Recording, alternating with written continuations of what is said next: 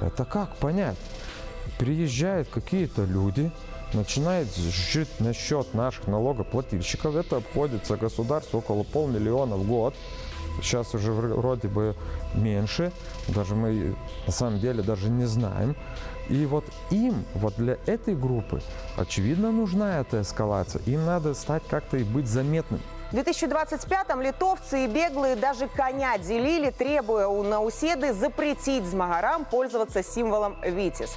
Пока в высоких кабинетах Вильнюса кормили белорусских беглых, литовский народ возмущало, что гости уводят их государственного коня, а вот гости гостями себя уже не считали, вдруг вспомнив, что столица подлежит демократическому переезду, хотя может даже больше. У 18-м году фактично адрадзілася Великое княство Литовское под назовом Беларусь. Потому что Великое княство – это была политичная держава.